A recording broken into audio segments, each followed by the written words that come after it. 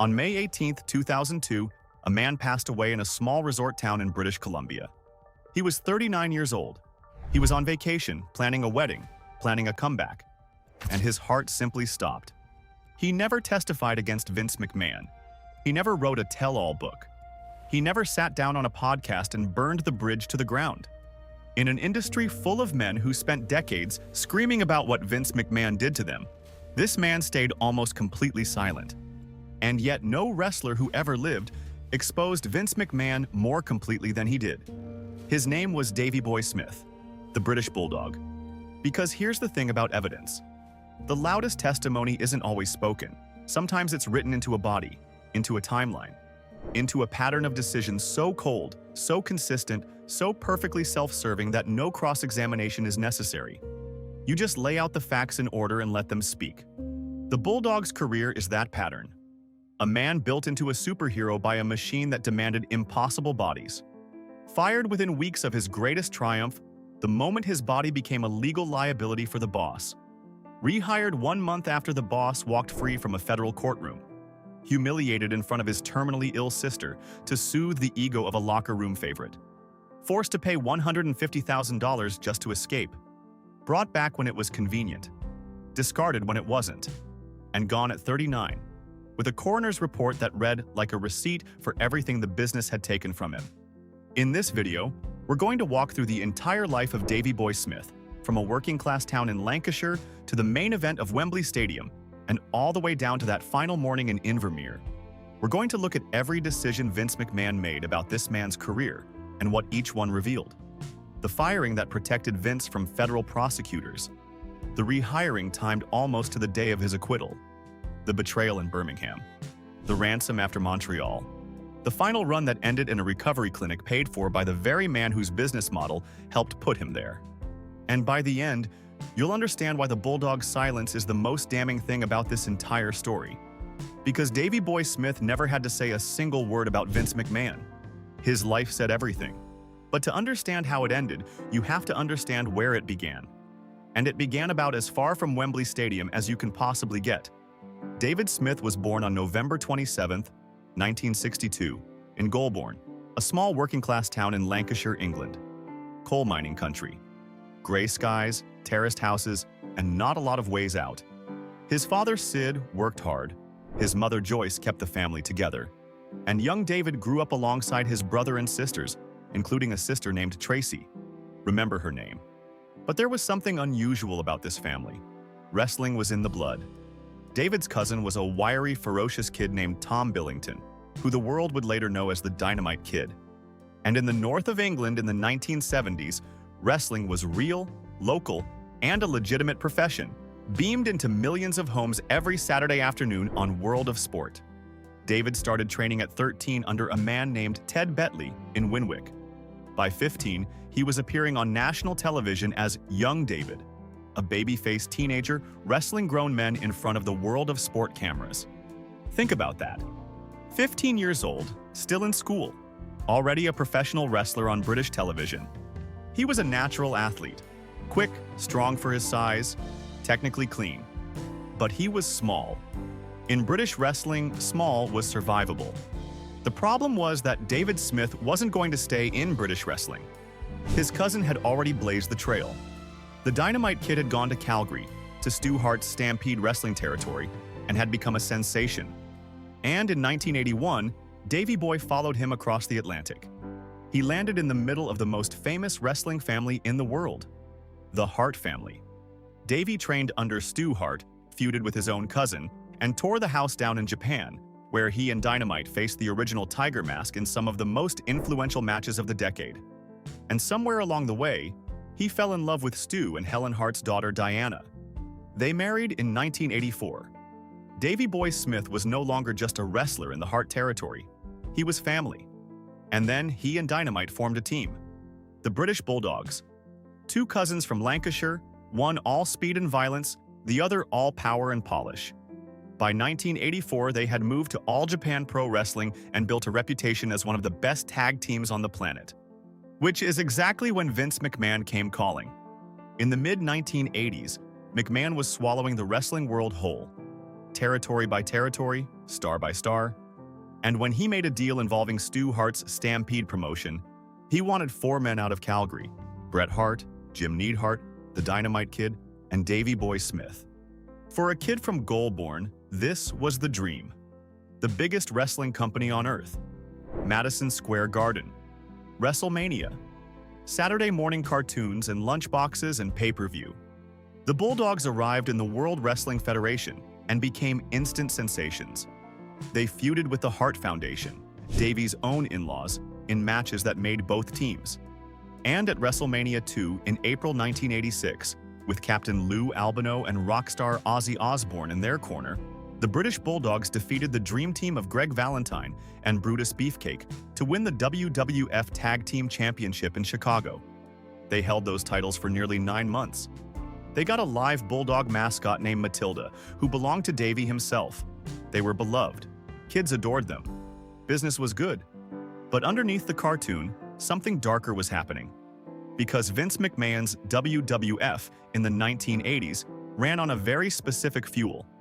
And that fuel was size. Look at the top of the card in that era. Hulk Hogan. Andre the Giant, the Ultimate Warrior, would soon arrive, a walking anatomy chart with face paint. The message from the top was never written down, but every single man in that locker room understood it perfectly. Bigger bodies meant bigger pushes. Bigger pushes meant bigger paydays. And there was really only one reliable way for a 5'11" Englishman to build the kind of physique that got noticed in that company. Davey Boy Smith transformed. The lean, athletic kid from World of Sport became something else entirely. Stacked, carved, a comic book come to life, and his cousin Dynamite, even smaller, pushed his own body even harder, with consequences that would eventually destroy him. Dynamite's back gave out in 1986, and the Bulldogs lost the tag titles to the Hart Foundation in January 1987, largely because Dynamite could barely stand. The cousins left the WWF in 1988, their relationship curdling into a bitterness that would never heal. Dynamite Kid would end up in a wheelchair, broken, one of the most cautionary tales in wrestling history. Davey Boy watched all of it happen.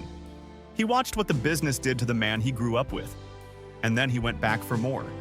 Because in late 1990, Davey Boy Smith returned to the World Wrestling Federation alone. No Dynamite, no tag team, just one man, now billed as the British Bulldog with a physique that had somehow grown even more spectacular.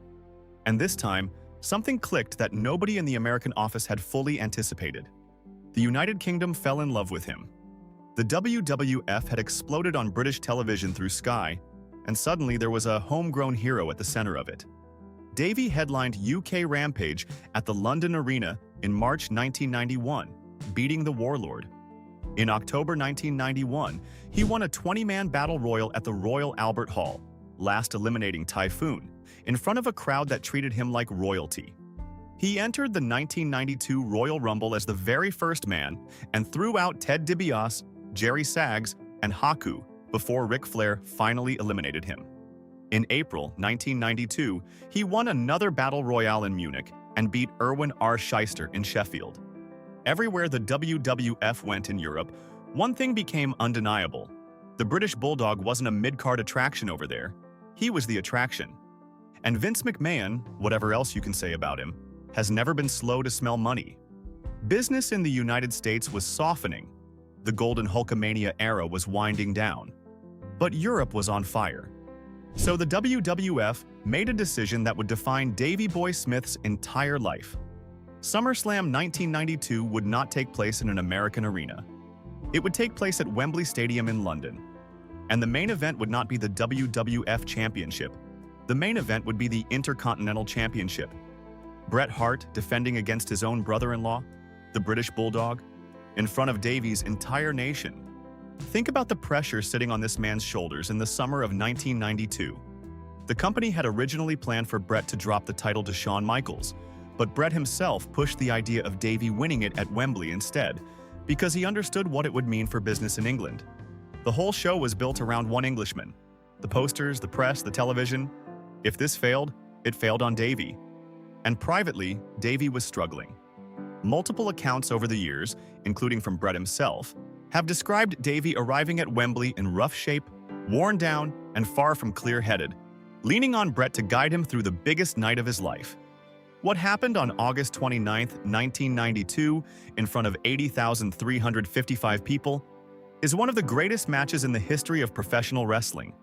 Bret Hart, technically flawless, carried the structure. Davey Boy, running on adrenaline and instinct in front of his home crowd, delivered the moments. Lennox Lewis, the British boxing champion, carried the Union Jack to the ring ahead of him. His wife Diana watched from ringside, torn between her brother and her husband. And when Davey countered into that final pinning combination, when the referee's hand hit the mat for 3, Wembley Stadium detonated. The British Bulldog was the Intercontinental Champion. In the main event, in his home country, over one of the greatest wrestlers who ever lived. To this day, wrestling historians rank that match among the finest ever broadcast. Even Vince McMahon would go on to shower it with the highest praise imaginable. This was the summit. August 29, 1992. Remember that date, because the mathematics of what happens next is the first piece of evidence in this entire story. Davey Boy Smith was the biggest homegrown star the European market had ever produced. He had just main evented one of the largest crowds in company history. He was 30 years old, in his physical prime, married into wrestling's royal family, holding the second most prestigious title in the company. Less than 3 months later, Vince McMahon fired him. Not for failing a routine company screening, not for a backstage fight, not for declining popularity. The reason, according to Bret Hart's own autobiography, was that word had reached Vince that Davey Boy and the Ultimate Warrior had been receiving shipments of banned physique enhancers from a supplier in England. A supplier who had just been busted by authorities. And here is where you have to understand what was happening to Vince McMahon in November of 1992. Because the timing of this firing is everything. The federal government was closing in on the World Wrestling Federation. A physician named George Zahorian had already been convicted in 1991 of illegally supplying performance enhancers, and the trail from Zahorian led straight into the WWF locker room, and prosecutors were now circling Vince McMahon himself. Investigators were building a case that would eventually see McMahon indicted in November 1993 on charges related to distributing those same banned substances. The company had panicked into a strict testing policy. Hulk Hogan had gone on national television to address the scandal. The bodies that built the boom of the 1980s had suddenly become the single greatest legal threat to Vince McMahon's freedom. So when news arrived that 2 of his performers were importing those enhancers from a source that law enforcement had just taken down, Vince McMahon didn't investigate. He didn't suspend. He didn't rehabilitate. According to Bret's book, Vince called him on November 18th to tell him he had just fired the Ultimate Warrior, and that unfortunately Davey was going to be next. Both men gone immediately. Because with federal prosecutors watching his every move, Vince needed distance from anything substance-related, and he needed it instantly. Now stop and sit with what this actually means. For nearly a decade, Vince McMahon's company had operated a star system that rewarded exactly one body type. A body type that, for the overwhelming majority of human beings, cannot be built or maintained naturally while wrestling close to 300 nights a year. Davey Boy Smith arrived in America as a lean, gifted young technician. The market Vince built told him that man wasn't enough. So Davey became what the market demanded, and the market made him a superstar for it. Then the moment that same body became a legal inconvenience for the boss, the man inside it was disposable. Within days of his title loss to Shawn Michaels airing on Saturday night's main event, the biggest European star in company history was out of a job. No farewell, no storyline, just gone. Davey never held a press conference about the hypocrisy. He never went to the newspapers. He quietly went to work. A short run in Eastern Championship Wrestling, then a contract with World Championship Wrestling in January 1993, where he allied himself with Sting and challenged the monstrous Vader for the WCW World Heavyweight Championship. He even appeared to win that title from Vader on a tour of England in October 1993, only for the decision to be reversed on a technicality. The world title in his hands for a moment, then taken back. But trouble followed. In the summer of 1993, Davey got into a serious altercation in a Calgary bar with a man who, by most accounts, had been disrespectful toward Diana. The man was badly hurt. The legal fallout dragged on, and by December 1993, WCW had cut him loose. For the second time in 13 months, a major American company had thrown him overboard. So in January 1994, Davey Boy Smith went home. Back to Britain, wrestling for Max Crabtree's Ring Wrestling Stars promotion, headlining leisure centers and town halls as the biggest name in a fading domestic scene. From the main event of Wembley Stadium to the British holiday camp circuit in under 18 months. Meanwhile, back in America, Vince McMahon's day of reckoning had arrived. In the summer of 1994, the United States government put Vince McMahon on trial in federal court. The case ended on July 22, 1994. The jury found McMahon not guilty. He walked out of that Long Island courtroom a free man, his company intact, the greatest legal threat of his life extinguished. Now, would you like to guess when the British Bulldog returned to the World Wrestling Federation? August 29, 1994. SummerSlam. 38 days after the verdict. The man who was radioactive in November 1992 when prosecutors were watching was suddenly welcome again in August of 1994, the moment the legal danger evaporated.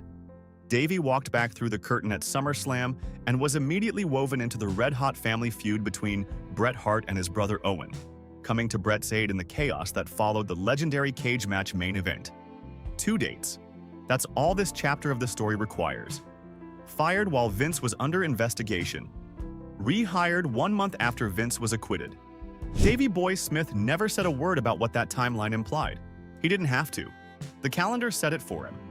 And for a while, it genuinely seemed like the second act would be kinder. It wasn't, because the next betrayal wouldn't be about business at all. It would be personal, and it would happen in front of his gravely ill sister. The mid-1990s WWF was a strange, shrinking place, scared away from giants by the trial, bleeding business, about to face open war from WCW on Monday nights. In that environment, Davey Boy Smith became one of the most dependable hands in the company. He turned heel in 1995, joined Jim Cornette's stable alongside Owen Hart, and challenged Diesel for the WWF Championship. That December, he got his Wembley rematch with Bret Hart, this time for the WWF Championship, in another critically praised battle. He reached the Final Four of the 1996 Royal Rumble before Shawn Michaels dumped him out, then pushed Michaels to a chaotic double-pin draw in a WWF title match, a finish so contested it forced a rematch at King of the Ring. Over and over, Davey Boy Smith was placed one rung from the top of the ladder. Over and over, the company found a reason to keep him on that rung.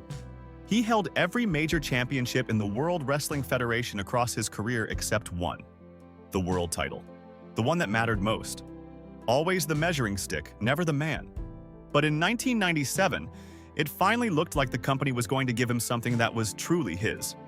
The WWF created a brand new championship that year, the European Championship. And the inaugural tournament final, held in Germany, came down to Davey Boy Smith against his own tag team partner Owen Hart in a match many consider among the best of the year. Davey won. According to Bret's autobiography, the new title was partly a way for Vince to make good on promises he had broken. Take a moment to appreciate that detail. Even Davey's crowning gifts were apologies in disguise. Still, 1997 became the most creatively satisfying year of his career. The Hart Foundation reformed as a 5-man family army. Bret, Owen, Davey, Jim Neidhart, and Brian Pillman, at war with Stone Cold Steve Austin and the entire American audience. In Canada and Europe, they were worshipped as heroes. In the United States, they were despised as villains. It was one of the most brilliant storylines in wrestling history, and Davey Boy stood at the heart of it, a champion, a family man, finally secure.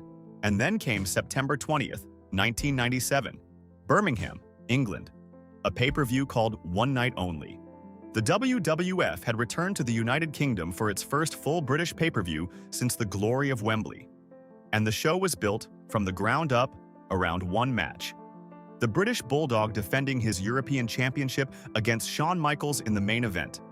5 years after SummerSlam 1992, Davey Boy Smith was once again the face of a major show in his home country. Except this time, the stakes were infinitely more personal. Because Davey's sister Tracy was battling terminal cancer. Davey dedicated the match to her, publicly, on the broadcast itself, in a sit-down interview with Jim Ross. He talked about her battle. He told British tabloids in the lead-up that he was going to win. And why wouldn't he say that? He had been told he was winning. The hometown hero, retaining his championship in front of his mother, his father, his wife, his brother, and his sister, who accompanied him toward the ring that night. Tracy's fight was even mentioned on commentary. The company knew exactly what this night meant to this family, because the company itself had put that meaning on television. And then, in the hours before the match, the finish was changed. Shawn Michaels, at the absolute height of his backstage influence, had lobbied Vince McMahon to win the title. The stated logic was heat. It would make people angry. It would pour fuel on the Michaels and Bret Hart rivalry. There was talk of Michaels dropping the belt back at a future European show, a show he would never appear on. And Vince McMahon, the man with final authority over every single outcome in his company, the man who knew a terminally ill woman was sitting at ringside for a match dedicated to her, said yes. So the British Bulldog lost. In the main event. In England. With Triple H and Chyna and Rick Rude swarming the ringside area, with his knee brace stripped away and thrown toward his wife, trapped in a figure 4 leg lock until the referee waved it off. The Birmingham crowd erupted in fury, hurling rubbish at the ring while Michaels celebrated with the championship. Davey Boy Smith never lost another match on a WWF card in the United Kingdom. This was the only one. And it came on the one night it could hurt the most. Bret Hart was disgusted. Jim Cornette, years later, raged that Davey had been professional to a fault, doing business for a man who would never have returned the favor. Tracy Smith lost her battle with cancer less than 2 years later. Her brother's dedicated match, the one the whole family gathered for, ended with him being helped away from the ring while the man who politicked the title from him posed on the stage. Davey Boy Smith went to work the next day. No public meltdown. No interviews torching the company. Silence, again. But inside that locker room, the Hart Foundation now understood something with total clarity. Loyalty in Vince McMahon's company flowed in exactly one direction. 7 weeks later, Montreal happened. November 9th, 1997. Survivor Series. Earlier that night, Davey Boy teamed with Neidhart, Doug Furnas, and Philip LaFawn to defeat Team USA. Then he stood backstage as Vince McMahon orchestrated the most infamous double cross in wrestling history, ordering the timekeeper to ring the bell while Shawn Michaels held Bret Hart in Bret's own sharpshooter. Bret, on his way out to WCW, had his championship taken from him in front of his home country by the man he had trusted for 14 years. For Davey, Montreal was the end. Birmingham had shown him what the company would do to him personally. Montreal showed him what it would do to his family. He wanted out. And this is where the story produces one of its most quietly damning details. Because Davey Boy Smith didn't simply leave the World Wrestling Federation, he had to buy his way out. Davey later described the sequence in an extended interview. He told Vince directly that he didn't want to be part of the increasingly crude direction the programming was taking, the direction that would become the Attitude Era. According to Davey, Vince told him he sounded bitter and suggested that maybe he should find himself a new job. Davey took him at his word. His lawyer called WCW, and Davey says he was hired within 20 minutes.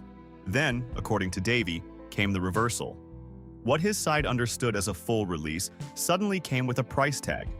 If he wanted out of his contract, it would cost him $150,000. Read that back. A man watched his brother-in-law get double-crossed on live television. He asked to leave the company responsible. And the exit fee was a 6-figure sum out of his own pocket, along with, by Davey's account, restrictions on even presenting himself alongside his own family as the Hart Foundation in WCW. Davey paid it.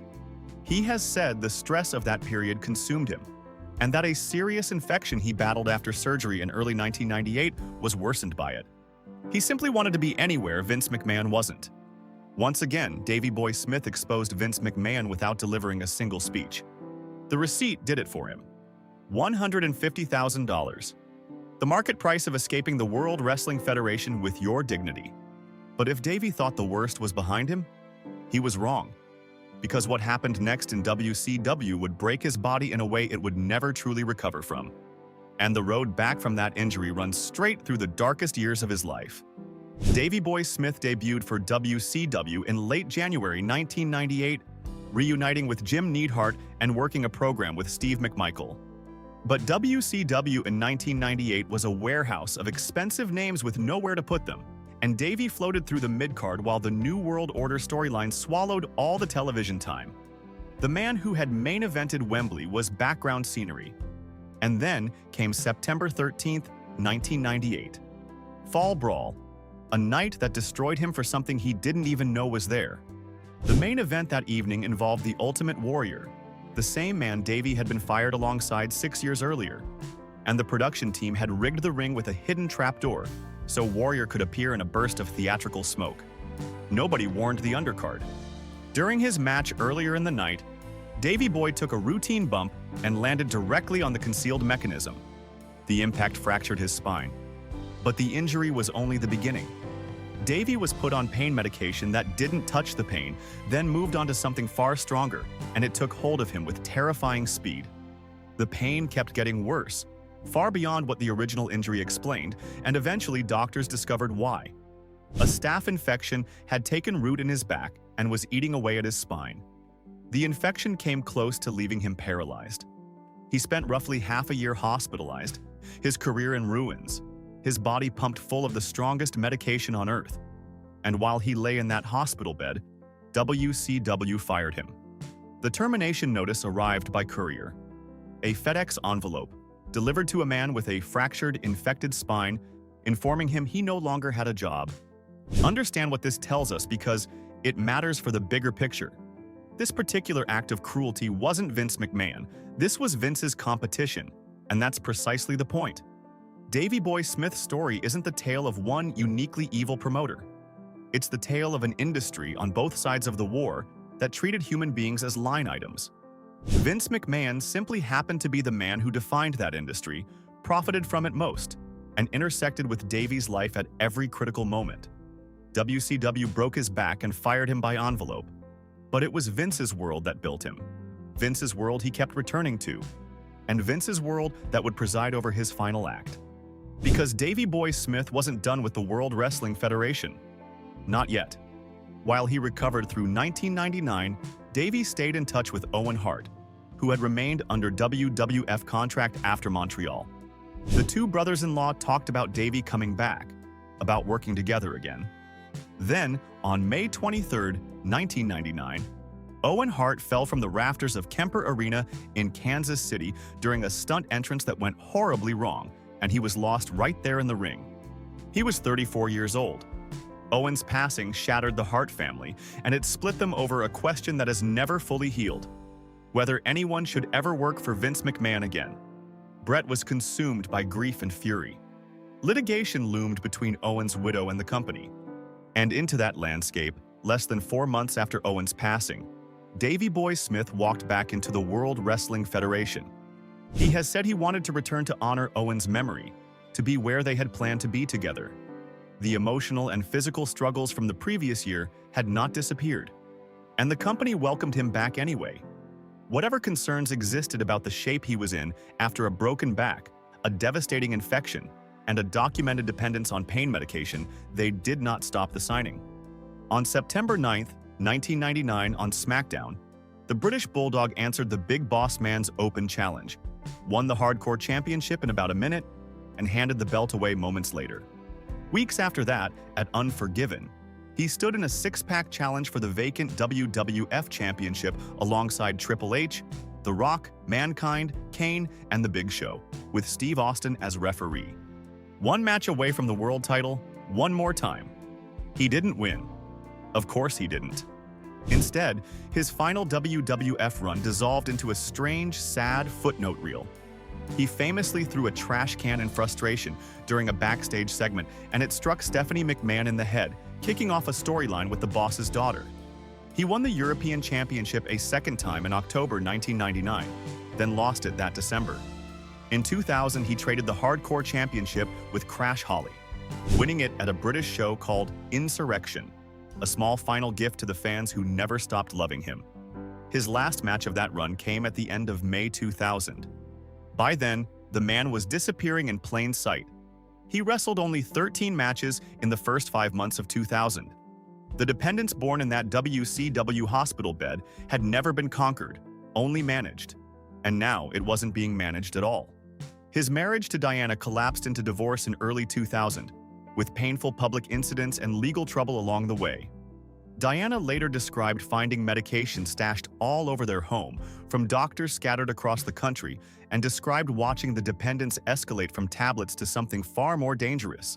There had been a stay in a treatment facility beginning on New Year's Day 1999, 7 weeks long, during which Davey cried from pain the staff mistook for withdrawal, while an undiagnosed infection was still destroying his spine. And in 1999, within the space of a few months, Davey also lost his sister Tracy and his mother Joyce. Grief stacked on injury stacked on dependence. So in 2000, Vince McMahon made the last significant decision he would ever make about Davey Boy Smith's career. He sent him to a recovery facility in Atlanta, at the company's request and at the company's expense. And then, shortly afterward, the World Wrestling Federation released him. People close to Vince have always pointed to that treatment bill as proof of his compassion. And to be fair, Diana herself acknowledged that Vince arranged Davey's care when she recounted the years of trying to save him. It would be dishonest to pretend the gesture was nothing. But step back and look at the full ledger, because this is the final entry in it. The company's business model demanded the body. The body demanded the substances. The substances made him a liability during a federal investigation, so he was fired. When the legal storm passed, he was rehired. When his hometown crowning could be sacrificed for a favored star's ego, it was. When he asked to leave in disgust, he was billed $150,000. When he came back broken and grieving, he was signed anyway and placed on national television. And when the wreckage of all of it finally made him unusable, the machine paid for one stay in a clinic and then let him go for good. A stay in treatment at the end doesn't balance that ledger. It closes it. Davey Boy Smith never wrestled for the company again, and the clock on his life now had less than 2 years remaining. The final chapter of Davey Boy Smith's life is quiet, which somehow makes it worse. After his release, he drifted.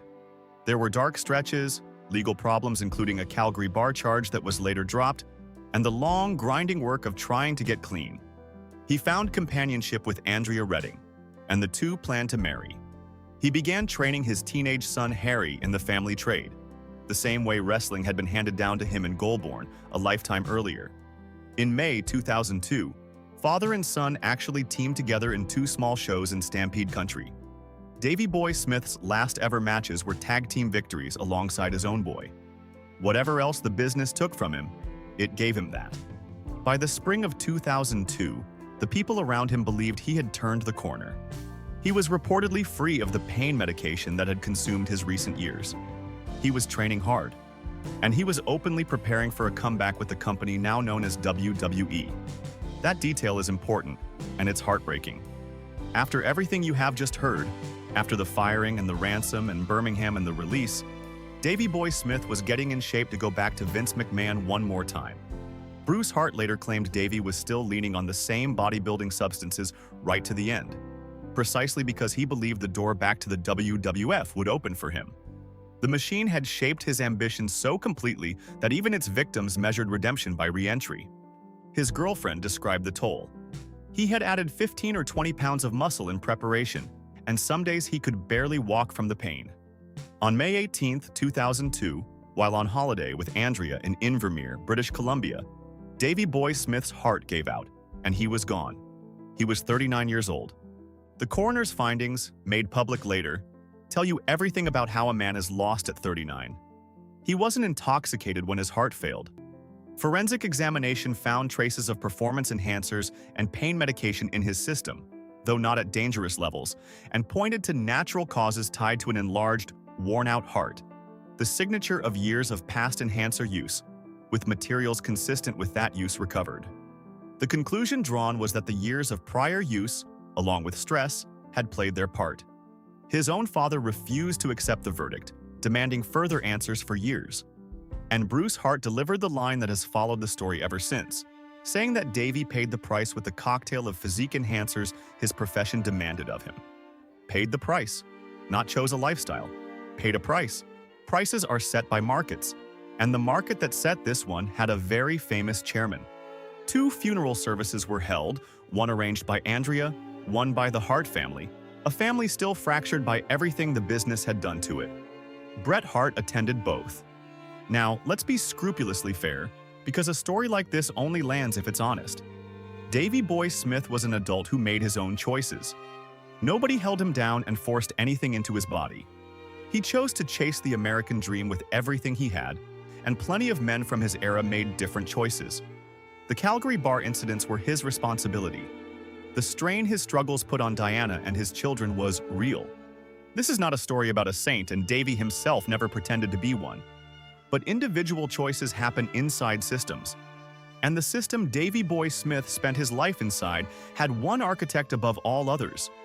A promoter who built a global empire on impossible physiques in the 1980s, then discarded the men wearing them the moment federal prosecutors made those physiques dangerous to him. A boss who timed one man's exile and returned almost perfectly to the opening and closing of his own criminal case. A chairman who signed off on humiliating a loyal employee in front of his gravely ill sister because a bigger star asked nicely. An employer whose exit door had a 6-figure toll booth on it. At Vince McMahon's trial in 1994, the government needed witnesses to prove the boss knew what fueled his roster. The verdict came back not guilty, and that verdict stands. But history keeps its own file. And in that file sits the career of Davey Boy Smith, a timeline that requires no testimony, no accusations, and no narrator. Fired November 1992, while the investigation burned. Rehired August 1994, 38 days after the acquittal. Every date a fact, every fact a sentence in a statement Davey never had to speak aloud. That is what it means to expose someone without saying a word. And what did the company do with his memory? For 18 years after his passing, almost nothing. The man who main evented Wembley, who drew the biggest European business in company history, who held every championship the promotion would let him hold, sat outside its Hall of Fame while class after class went in. Bret went in twice. The Hart Foundation went in. Year after year, British fans asked the same question, and year after year there was no answer. Finally, in 2020, WWE announced that the British Bulldog would be inducted into its Hall of Fame. The pandemic delayed the ceremony, and in April 2021, the class of 2020 was formally honored, with Davey's son Harry, by then a professional wrestler himself, at the center of the tribute. 18 years after he was gone. 28 years after Wembley. Better late than never, the company would say. But the lateness is the point. Institutions reveal themselves in what they choose to remember, and in how long they take to remember it. In 2024, his story was told again in a WWE-produced biography, the machine now comfortable enough with the distance of decades to package the tragedy it once presided over. So what is the legacy of Davey Boy Smith? Start with the wrestler, because the wrestler was magnificent. The British Bulldogs changed tag team wrestling in North America. SummerSlam 1992 remains a monument, still ranked among the greatest matches ever, still the high-water mark of British wrestling on the world stage. Every British wrestler who followed walks a road Davey Boy paved. He proved a kid from a Lancashire mining town could main event the biggest stage in the industry. That achievement is his, and no one else's. But the larger legacy is the evidence. Davey Boy Smith's life is the single cleanest case study of how Vince McMahon's wrestling business actually worked in its most profitable decades. Not the promos, not the storylines, the operating system underneath. Build them huge, ride them hard. Protect the office at all costs. Pay for the occasional stay in treatment. Send flowers, induct them later. Other men shouted this truth for years. Bret shouted it. Countless podcast confessionals shouted it. Documentaries and lawsuits and news investigations shouted it. And all of that shouting could be dismissed as bitterness, as grudges, as men with axes to grind. Davey Boy Smith never shouted. He did his job in Birmingham.